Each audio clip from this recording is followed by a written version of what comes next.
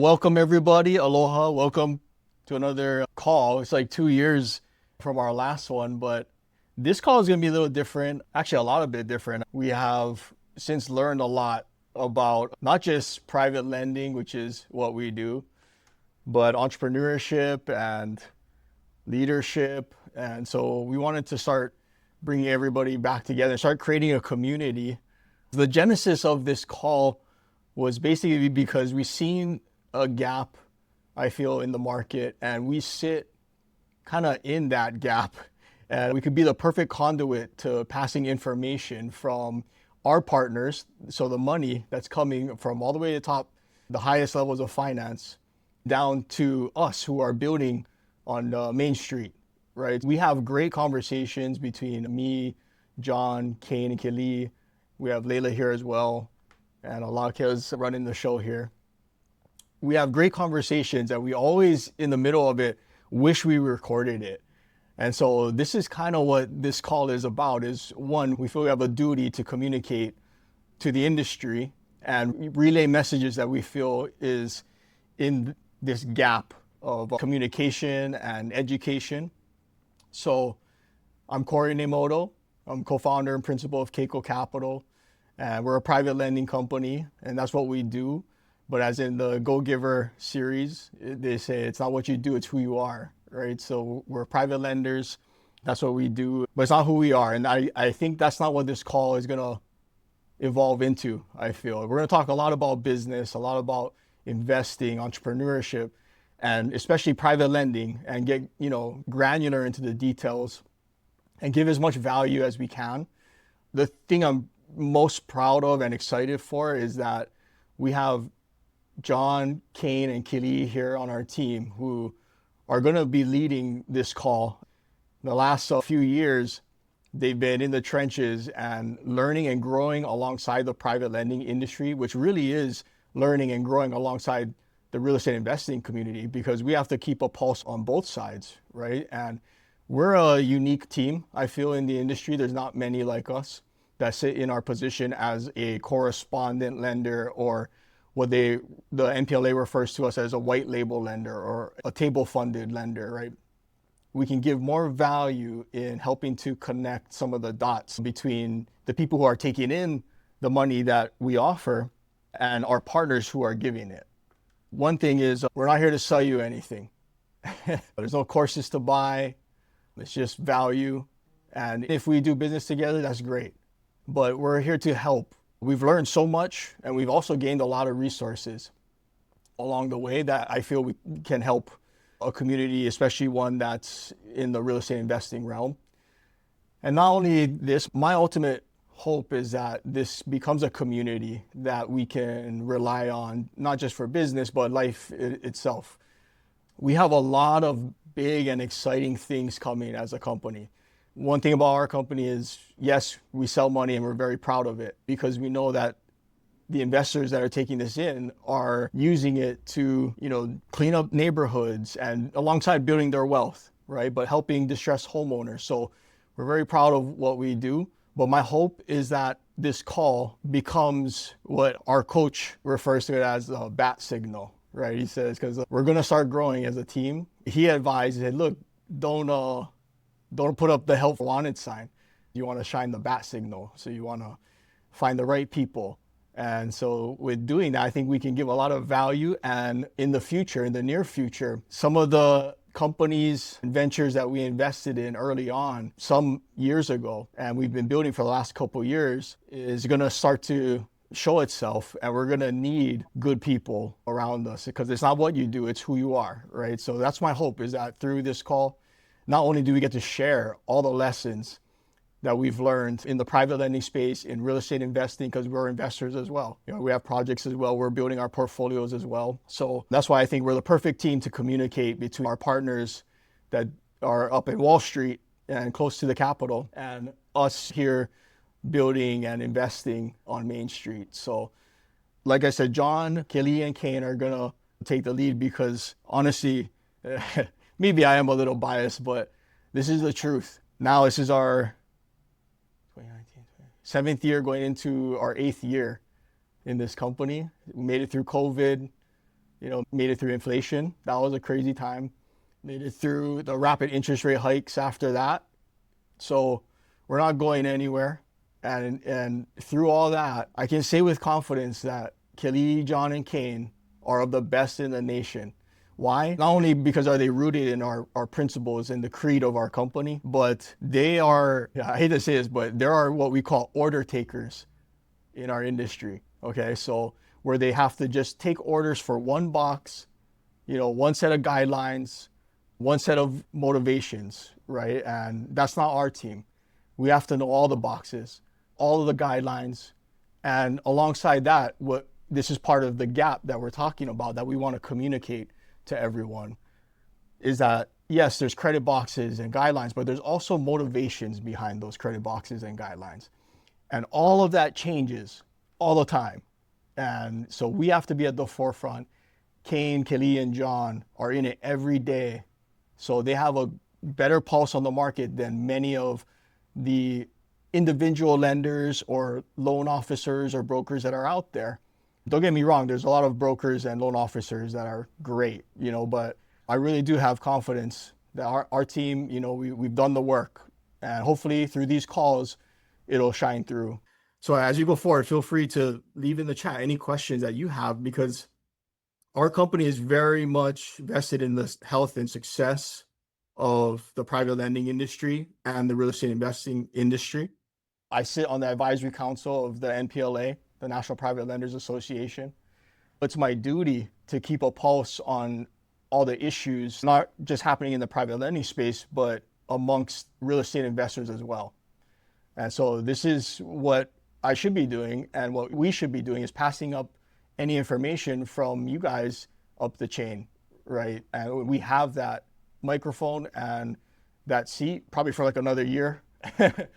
So let's get to work and let's bring up, ideas or questions. We're going to start today's call off kind of just broad, and I'm going to toss it to Keli'i just to continue to talk about like the frame of what this call is going to be, because we want it to be so much more than just popping in, saying hi, and like what everyone else has. We want to give real value that you guys can use out there in the market to build your portfolios and change the world. That's the mission we're on. And you will hear more about our vision if you stick around, because we want, more good people, we need more good people around us to fulfill this vision. So Keli'i. Thanks, Cory. We wanted to take some time, guys, aside to share some of the inside scoops about what we're doing. But before we get into that, this KÉCŌ Live, I want to let you guys know this name means a lot to us as well. So the reason why we got live is, we are going to be doing these live, but more importantly, it's an acronym for what KÉCŌ Capital is about. So L actually stands for the leadership side of things, I for investment, V is for vision, and E is for execution. And with those four things, we're able to do some amazing things, as Cory talked about, which will be forthcoming with some of the other businesses that we have. And like Cory said, we want all of you guys to be along for the ride. Moving forward, for what you guys can expect from us, we are a private money lending company. So if you're in the fix and flip game, if you're a ground up developer, or if you're in real estate, all in all, I think we'll be able to provide you guys some real awesome value and everything that we can do to help. This call is built to help maximize ROI by using capital the right way, right? What we found is when people have the deal, they have the real estate, but we're running into people having issues with funding, how to structure it properly. What is it that you actually need to get the funding and make things smooth? Quick example, one of the number one things that we found that help most investors is we structure deals so payments are handled inside the deal, freeing up your cash. So you don't have to worry about paying anything else, out of pocket. So we're not just going to be teaching theories. We're going to be showing you guys how lending actually works. We're going to show you behind the scenes. We're going to show you real numbers, the decisions that we make. We have access to the NPLA that Cory talked about. But, we're in office 4 a.m., guys, every morning, Hawaii time, doing deals from the East Coast to the West Coast. So every week, one of the things we'd like to be doing is deal breakdowns, real deals, no fluff, right? We're going to show you the good deals, the bad deals, the ugly deals, so you can know exactly what works, right? And what doesn't. And you can be smarter on your next deal when you come through, whether it's us or anyone else. So if you guys are serious about scaling or just want the right information, you guys want to learn how to play the game the right way at the higher levels, come on through. Feel free to reach out to us. We're happy to walk you through anything that you may have. I'm going to send this over to John Kim, our other team member out in Las Vegas. Go ahead, brother Johnny. Thanks, Keli'i. So just to touch base and add on to what Keli'i is saying, we ultimately want to do these series, these calls to help people understand the lending perspective better. And in return, it's going to help you guys be better investors and helps our business as well. So we really want to build a community of just value focus. Again, like Cory mentioned in the beginning, there's no charge here.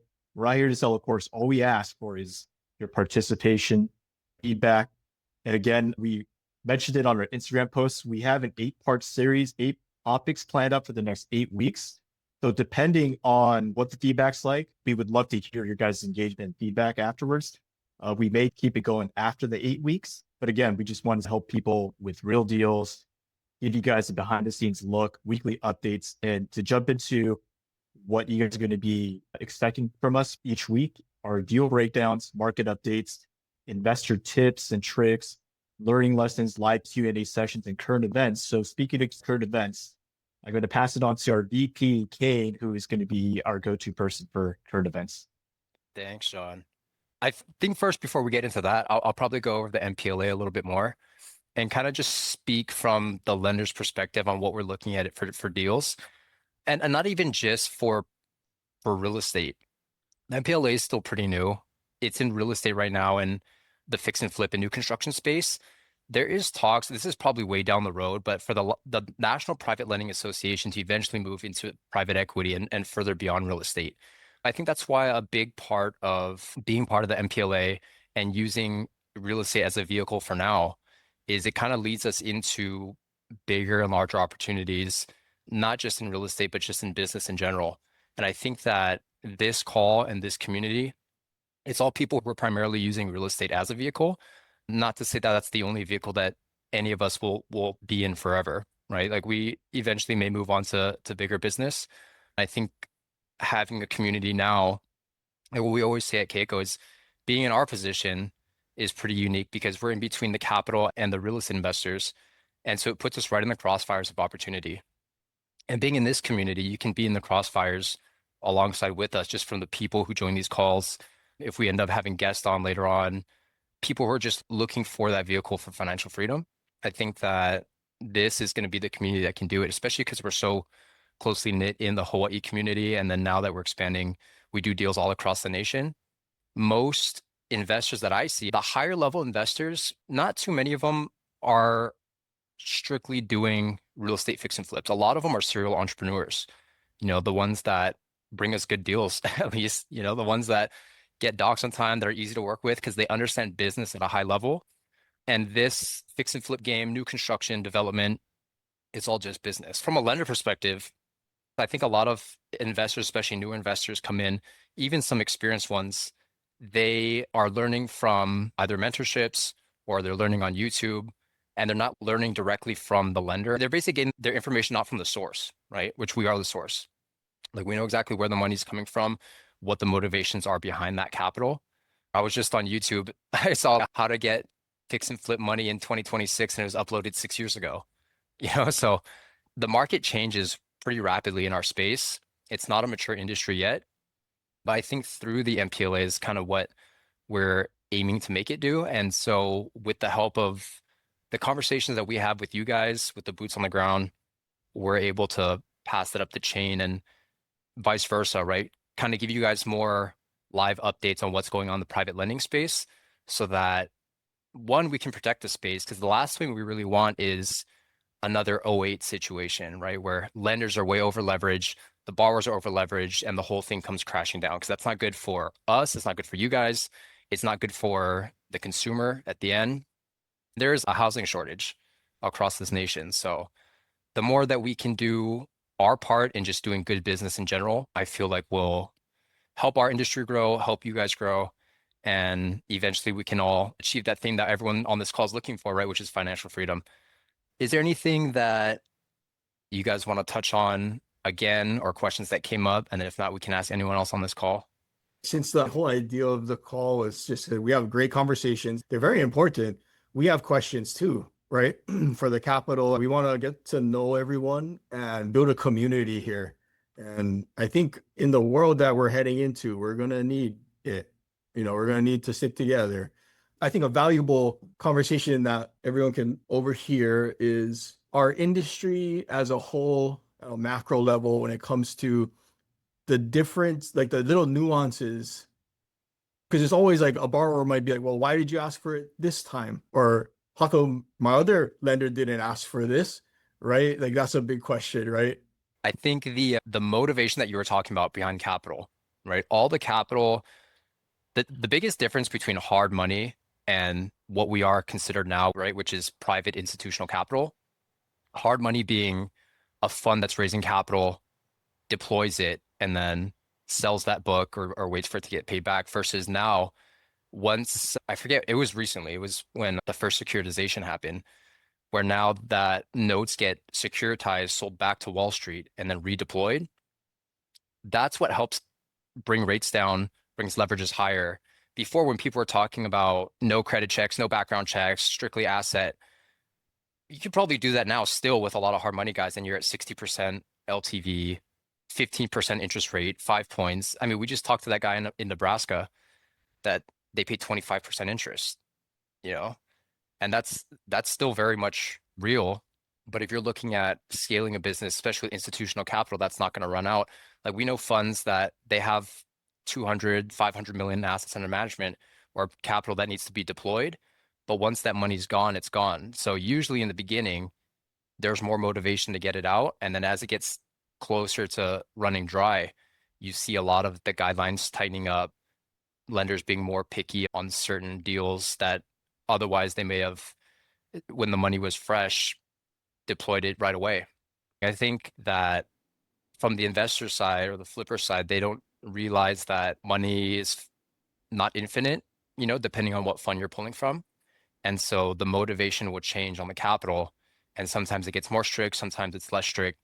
But for us, because we're in conversations with all of our partners daily, we can kind of understand the flipper or the builder's strategy and what they're trying to accomplish, and then match it with the right capital partner who has that same motivation where it's going to be more seamless. Because otherwise, if you're just using what you're used to one lender or one fund, sometimes it's a dead deal and you have nowhere else to go. Versus we pretty much have connections with every lender nationwide, every direct line of capital. So I think that's probably the biggest difference. Yeah. Yeah, That's a huge understanding the whole ecosphere. Go ahead, Keli'i. No, I was just gonna add one thing. Not only the motivations, right? But we talk about how markets move so quickly, right? So we may have not felt this here in the islands, but I think it was late last year, Corey, and maybe you can correct me or boys, but there was a big, huge DSCR fraud that was going on out in Baltimore, right? So when DSCRs was coming through our doors and coming through the market's doors, it was just scrutinized heavily, right? And right now we're finding that all DSCRs are being a lot more scrutinized, right? In fact, even if we go to like what's happening here in Hawaii, these past two storms, guys, it was pretty gnarly. We didn't think we're going to be too affected, but we had 4 or 5 deals on the table. Appraisals are done, right? Appraisals are finished, and our capital partner came to us and they wanted to do a post-disaster survey on these, which, our borrowers are responsible to pay. But to make sure we can streamline things, we just came out of pocket to pay that. Not only that, they wanted another appraisal after the post-disaster. Markets can shift, things can change.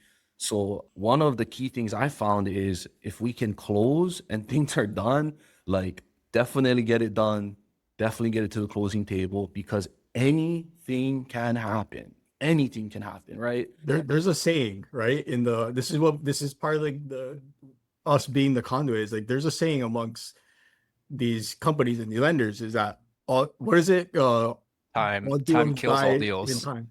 Yeah. What is it, Kane? Time kills. Time kills all deals. Yeah. And it's so true, because you have to remember the motivations, since our space is very much institutionalized now. So there's good and bad to that, right? Like there's more money in our space, which is great. That means higher leverages and lower rates. I mean, the leverages and rates I see today are crazy in my opinion. It's like it wasn't what it was before. It's because a lot of the work that the NPLA has done and the pioneers who sit, in the committees and on the council, and which is a large reason why we don't call ourselves hard money anymore. And they were right, and it attracted more institutional capital. And now we have rated securities. So these securities are being sold to funds that could not participate before. And certain funds could not participate in our loans because it wasn't rated. But now we do have rated securities. So that's even more money coming into our space. But that also comes with guidelines, credit checks, right? And so we can be that, sounding voice and kind of the alarm ahead of time, I think, because I don't think anybody's really actually it has to be us maybe because there's not many people in the position where they hear what's going on and can pass it through and they see the confusion. There's a few teams out there and who are our friends, the Brick City Boys out in Jersey. They do a lot of DSCR too. We work with them a lot. So hopefully through this call we'll bring on guests and and people to share the journey with. I want to chime in really quick. I actually appreciate when lenders follow a deal closely, because it's a whole other set of eyes with different knowledge. So when you guys were just talking about, like, after the disasters, especially on Oahu, and we see some of our friends investors, some of their flips were completely ruined and such, and then they're asking for an assessment. In a sense, maybe it's inconvenient and such, but it's having that covering from your lender, right? Literally your capital, making sure, yes, they're out there looking out for their capital, but they're also looking out for your investment at the end of the day. Having the ability to have a different set of eyes, not just as an investor, but also as someone looking out for your investment. It feels more personal, right? Like we're doing business together, truly business together. We're not just a client. It's actually such a good thing that you guys have implemented because we can miss things, right? You guys are aware of things that we're not aware of on the backside. And I like that you guys are no longer just a strictly hard money lender, that you're the conduit, I should say, between different needs. So I love this, and I love that we're back on this and hearing from you guys the things that nobody else, no other lender is doing right now. So thank you guys. Yeah, a big thing too, like, guys, call us even if you don't have a project under contract, but you're just trying to get a better idea of what offers to put in, if the deal makes sense. So like here in Vegas and in Phoenix, right? These are the only two markets that I've seen guys flip houses in 30 days. They get a lower ROI, but it's because annualized it's going to be more over time versus Hawaii, it's going to take 12 to 18 months, you know? And so depending on what your strategy is and what your risk tolerance is for minimum ROI, how long you're going to hold the deal for, we have different lines of capital we can pull on, and then we match you with what capital makes sense for what your investing strategy is. A lot of times guys call me, even experienced investors, usually it's newer ones, but maybe it's an investor who's first time doing a ground up or first time in a new market or whatever. Or like people call me all the time because they want to start in Hawaii. Maybe they're doing it in California, but they don't understand that it's going to be on Oahu is 12 to 18 months for permits. I think because we all started as investors before we really got into the lending side, having a conversation with us and just telling us what your strategy is, what your end goal is, right? Because maybe there's a strategy that works in Florida that hasn't started in Hawaii yet that, you know, we can take advantage of. And so getting a big picture of what your overall goal is and then the strategies you're taking to get to that step or to the next step, just talk through it with us. Because maybe we heard somebody else, maybe if it's in a different market or somebody else that we work with, that they're utilizing this strategy instead of that one. Also, guys, we talk to investors every single 6 days a week, basically. I mean, sometimes 700 plus 200 calls a day, that we're just talking to investors, talking to GCs, talking to title. So not only if you guys need contacts for somebody in a market or you need just to talk things through, that's really what we're here for. Because the longer you're in business successfully, the longer we're in business successfully. So it really is a partnership. We're not just there's people not just in our space, right? In every industry who will just be you're just a number, right? But real estate is, and I feel like always will be a relationship first business, and industry. So yeah, I mean, we're us three, especially right now, 6, 7 days a week, just trying to help everyone else grow their business, grow our own business. So These we're guys don't available. stop. Yeah. I was thinking about Isaac, who's one of our mentors. One time he said, "Hey," he was offering something to us, and it was kind of big, and I just didn't feel comfortable. And he finally said, like, the stronger you guys are, the stronger we are. We've learned so much in the last couple of years since we've been, I guess, off air. We have a lot of people that we want to bring by, hopefully, in the near future. So if you guys ever have questions that you've always wanted to know, however small they are, yeah, bring it forward because someone's probably asking the same thing. And there's so much to this. One day it's gonna be a disaster form now. It has to get signed, or we gotta get a CDA or two appraisals on this one. It's like, why? So, and a lot of times it's like we are on the same side as our partners and you guys, or it's like, yeah, why are we asking for this? It's a very unique position for us to be in, but it's allowed us to learn, and for our own careers too, for our own portfolios and what we're building here as this company. One thing I'm glad about having this call is like when we're on the phone one-on-one with these investors all day, we're basically having these same talks over and over, right? Because there's such a big disconnect between, well, I think it's because the private lending space is growing so fast, it's changing so quickly. And there's a lot of information out there, especially during 2020. Like everyone was at home making content, everyone's at home like teaching hard money, teaching fix and flip, teaching all this stuff. So a lot of the information that kind of went out like wildfire is outdated now. So it is nice that one, we can kind of bring everyone together and kind of just address everything that's changed.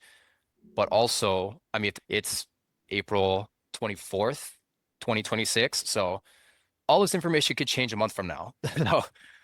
So if whatever you're listening to, whenever you're listening to it, this is relevant for today. But also, like if you guys are looking at a deal that you guys want us to go over, it doesn't have to be on this call, right? But if you want to go over on the call, we can for sure. If you're just looking for it, some guidance or just have another pair of eyes on it, send it over to any of us, send it to the company. Like we'll all have eyes on it. Another thing one of the talks we're going into in the 8 weeks is how we run comps from the lender's perspective. We do notice other investors sending us deals with ARVs that may be a little bit inflated.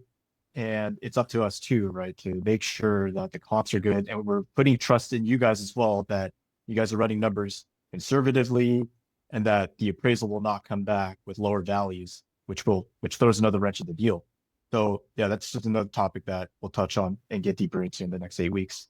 Yeah, live deal analysis. I mean, even just pulling comps on like Zillow or Redfin, MLS is always going to be the best, but unless you have MLS access to whatever market you're in, I mean, you can get a pretty good understanding just online, right? What's sold recently. I think the biggest difference is what investors, and I think a lot of agents too, this is probably comes from the agent side, is what they consider comps versus what an appraiser will consider comps.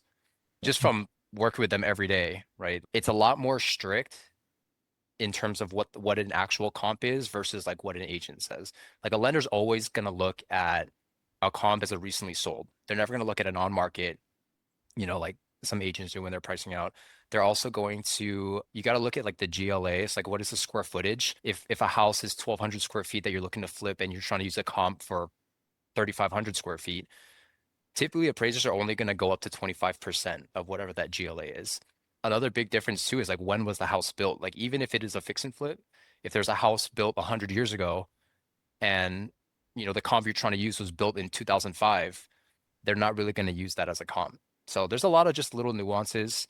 Not to say that all appraisers are great. That's a whole other topic that we're trying to figure out at the NPLA. A lot of it comes back to like just having conversations with us on like what all the hair is on the deal, because at the end of the day, like I'm not underwriting. I can tell you what underwriting is gonna say, so like, and also too, they're gonna find it 1000% of the time. They're gonna find it. So if you had stuff from us, it's gonna make all of us look stupid when underwriting pulls this thing up and say, why didn't you disclose this? Why didn't you show that? And then we're 2 weeks, 3 weeks into a deal and it dies, Yeah. So I think that's the biggest thing. If you can see us or whoever you're working with on a deal as your partner and not so much underwriter, we might give you news that you don't want to hear, but at the end of the day, if something's not a deal, I'm going to tell you it's not a deal, because I'd rather you just not do a bad deal and be out of the game forever, put yourself at risk, put capital at risk, put everybody at risk, rather than, just doing good deals. And we'll always have reasons why. Like we said, the capital's motivation changes all the time. We have a pretty good pulse on what that is. But kind of had a question about if any one of you has seen any raise in insurance across the islands due to the storms. What was explained to us is that insurance kind of works at like a national scale. So even if insurance gets high in Florida, it kind of affects the whole nation. But especially if it happens local to your market, then yeah, insurance is going to get higher. Just from what the lenders see and what we know, that's what we've been told. Has a question about whether or not lenders influence the report. She's noticed that if she orders an appraisal privately, it seems higher than when a lender orders it for a loan. Nah, the lender doesn't influence the report. They cannot influence it either way. We got to remember that the lender wants to close too. You know what I'm saying? Like the lender has to close deals. They're a lending company. We're a lending company. We have to close deals, so everybody wants to close. So it may feel that way, but I promise you it's not. The lenders, they'll get the appraisal back. And if they don't feel comfortable with the valuation, even if it's higher, or even if it came to value, then if they don't have a good feeling about it, they might another one or CDA, right, to review the appraisal, internal review of the appraisal, desktop appraisal, BPO. We have to remember and put yourself in the mind of the money, and that is to mitigate risk and maximize return, just like us, right? So if we have an understanding that business is not just about you or us or any individual, right, then we can see it as it is in its entirety so that we can navigate properly. It's usually not the lenders, but it could mean that the underwriters are looking a little closer at your deal for some reason. Maybe we've even had where the lender is like, oh, I bought a property on that side, it's not worth that much. And then, okay, dude, it's all right. Okay. So there's things on both sides on the capital that we could get better at. I tell this story all the time to the guys. It's like the very first private lending conference I went to, the guy on stage, I won't name his name, but he's one of our mentors, but he said all borrowers lie. I was like, oh, that was the first speech I sat in on. Like, yeah, your blue chip borrower, yeah, that one, yeah, he's lying to you. He or she is like, whoa. And our space has evolved since, but in a way, I hate to say it, but it's kind of true. And that's why I think calls like this is important, is because it's not necessary. Like if you come to teams like us, we're not cheap, but we're not expensive, but if you come to us, like the value you'll get is that you're going to get the truth.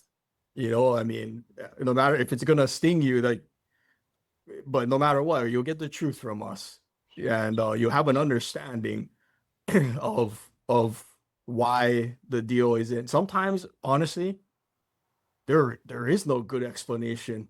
That has gotten a lot less recently. The more standardized and unified our industry has become, it's been a lot less like, you know what, I changed my mind, I don't want to do this deal from the money, right? Now there is commitments that is being made, and there's, so it's a little easier. Also, if I could piggyback on that, it's important to know, because it is probably not common knowledge among the investor community, but when the capital partners are underwriting deals, they're also underwriting to the secondary market. So they're going to securitize it and sell this portfolio of loans. But they have to make sure that every loan within that portfolio is going to produce. Otherwise, they could face a buyback where they have to now buy back that loan from who they sold it to and then have it on their books. And if that happens too often, there'll be a retraction in that capital from themselves. So when they're underwriting things and looking at the appraisals and having to do that secondary valuation, it's because they have to be very conservative to ensure that that's not going to result in a buyback in the secondary market. Yeah, I was just gonna point out one thing too as well. When we talk about appraisals, I can tell you guys one thing. With most capital partners now, or any big deals that you're doing, anything close to 2 million, they are probably gonna require, almost guaranteed, a second appraisal. Like that's gonna be happening, and that's what's happened to us, where even our partner agreed with the value of it, right? But they still wanted a secondary appraisal. And even though that secondary appraisal came out, they still, because of the underwriting and what Layla just mentioned, I think too, with just securitizing, like they brought the value down even more, right? Granted, it was in a place that didn't have a lot of sales, but appraisals, they will be asked on these more expensive properties. I think that's kind of the direction in general that some of the NPLA members are looking to do, is that secondary appraisal, because of the amount of fraud that's taking place in Baltimore, Philadelphia, I think some in Florida, where the appraisals are In cahoots, right? the appraiser and the investor are working together to collude to, raise these values when it's not actually worth that. So I know there was discussion in our last NPLA meeting amongst the membership about what do we do to mitigate that risk. And one of the biggest suggestions was that secondary appraisal. The other suggestion is the NPLA has the watch list, right? It's bad borrowers. So like appraisers who give inflated numbers, especially it's like we always have to go through an AMC. And maybe this is why if you order privately, it'll come back higher, because maybe that appraiser is not part of an AMC who's keeping checks and balances and making sure once there's a certain amount of flags on their license as an appraiser, we're no longer able to use them. And especially with how much fraud has been going on in the appraisals. And now with the NPLA watch list, is that we're able to see or just not continue to use appraisers or anyone in our space who puts the space at risk. Not only that, Kane, but even when you mentioned like general contractors are now on the watch list too, guys. So it's going to be more prevalent. We want to make sure we have the good players playing on the field. Yeah, we need to weed out the bad actors that ruin it for everybody. So it's good, but it makes it, we're investors too, right? I don't like my credit getting pulled every 90 days either, right? But I mean, we forget sometimes that like this is like hundreds of thousands of dollars, sometimes millions, right? So we're even lucky that there's this amount of capital that is interested in funding our deals. Otherwise, we'd have to use all private capital, and everyone would be doing a lot less deals across the nation. I want to be respectful of everyone's time, and we want to try to keep this call to an hour. Again, this is going to be our version of a bat signal. So hopefully we continue this and everyone finds value. Everybody have a great Aloha Friday, and invite your friends to the next one if you found value. We'll see you guys next week. Thanks. Great to see all of you guys. Yeah. Love it.